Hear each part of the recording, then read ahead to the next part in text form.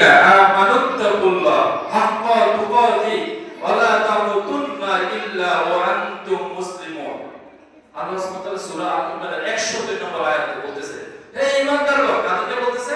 যারা বিলিভার, যারা বিশ্বাস করে, হে ঈমানদারগণ, তোমরা মুসলিম না হয়ে মৃত্যুবরণ করো না। আমার আলোচনার বিষয়বস্তু এটাই যে আমরা কি মুসলিম আর ঈমানদার, আমাদের ডিফারেন্সটা কোথায়?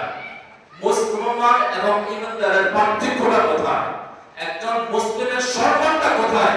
আমি সেটা নিয়ে দুই একটা কথা বলার চেষ্টা করব। আল্লাহ সুবহানাহু ওয়া তাআলা কেন বলছে তোমরা মুসলিম না হয়ে মৃত্যুবরণ করো না? কিন্তু আমরা বাইরে সবাই মুসলিম। নূহ আলাইহিস সালামের সামনে যখন ওনার সন্তান সমুদ্রের মধ্যে ডুবে যাচ্ছে, বিশাল পরিমাণে পানি দল আসতেছে, নিজের সন্তান চোখের সামনে, আমার সন্তান যদি চোখের সামনে পানির মধ্যে দেখতেছে ডুবে যায়, একজন সন্তান হিসেবে কেমন লাগতো? নূহ আলাইহিস সালাম মনের মধ্যে আল্লাহর কাছে প্রকাশ করতে পারে না, কিন্তু মনের মধ্যে একটা বাসনা করছে, আল্লাহ যদি আমার সন্তানকে বাঁচিয়ে রাখতো। কিন্তু ওনার সন্তান ঈমান আনেন নাই। আমি এই এক্সাম্পলটা দিয়ে আজকে কথা শুরু করতে চাই।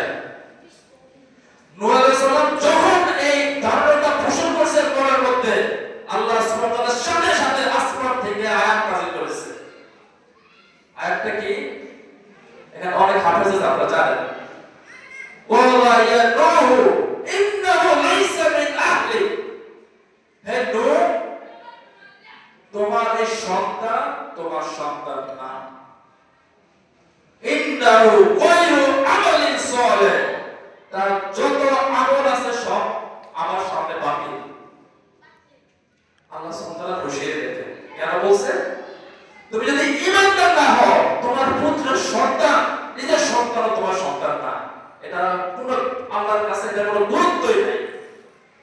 প্রিয় ভাইরা, আমি অস্ট্রেলিয়া থাকি, আমরা যে মুসলিম হিসাবে মুসলিম করে জন্মগ্রহণ করছি, আজকে আপনার নিজেকে একটু চিন্তা করেন, আপনার জন্মগ্রহণটা যদি অমুসলিম ফ্যামিলিতে হইতো, আপনার পক্ষে এই ঈমানটা আল্লাহর উপর ঈমান আনাটা কি সহজ ছিল?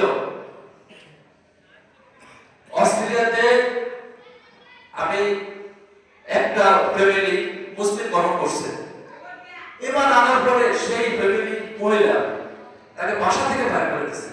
তার যত ধন সম্পদ, তার সূত্র সন্তান সবাই তার সাথে নাটক করে দিয়েছে। মহিলাটা এক সপ্তাহ হচ্ছে রাস্তার মধ্যে ছিল। অস্ট্রেলিয়ার গভর্নমেন্ট থেকে কোনো ধরনের সাপোর্ট নাই।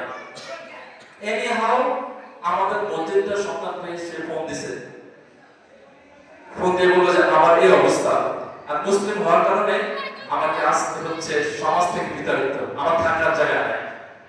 এটা হচ্ছে ইসলাম গ্রহণের ট্রায়াল।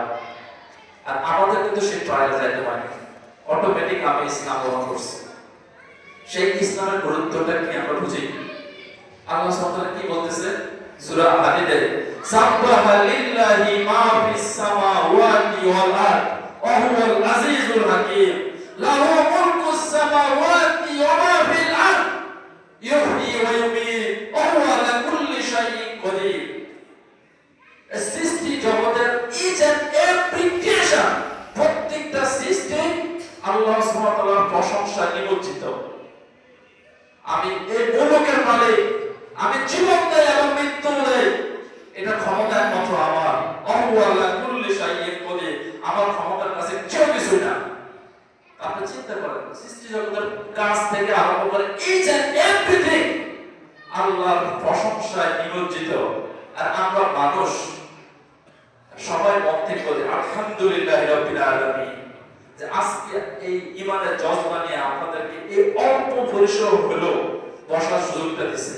কারণ আমি বিশ্বাস করি আমাদের এই যে বসার চারপাশে দিয়ে ফেরেশতারা বেষ্টন করে আছে, এবং এই বেষ্টন করতে করতে ফেরেশতারা আল্লাহর আরশে বসে গেছে, এবং আল্লাহ সুবহানাহু ওয়া তাআলা ফেরেশতাদেরকে বলতেছে যে তোমরা এই বেষ্টন করে এই আওয়াজের মধ্যে কি শুনতেছো, এই বসার মধ্যে কি এমন? আল্লাহ সুবহানাহু ওয়া তাআলা তারা তোমার মহত্ব ঘোষণা করতেছে, তোমার একত্ববাদ ঘোষণা করতেছে, তোমার নবী করিম সাল্লাল্লাহু আলাইহি ওয়াসাল্লাম দেওয়া বিধানের উপর আলোচনা করতেছে। আল্লাহ সুবহানাহু ওয়া তাআলা বলতেছে তারা তারা কি সবাই জেনে শুনে করছে? বলছে না, তাদের মধ্যে সবাই জেনে শুনে করছে না। কারণ আমি তো একটু খাবার স্মেলের গন্ধ পাইতেছি, বলছিলাম যে খাবারটা আগে একটু আসলে ইনশাআল্লাহ।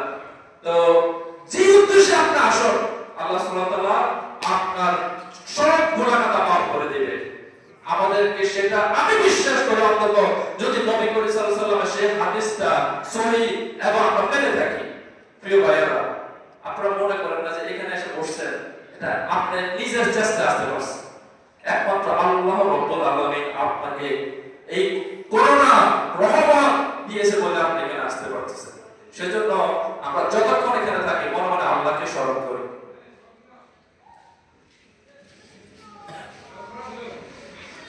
প্রিয় ভাইরা, আমার সেকেন্ড পয়েন্ট,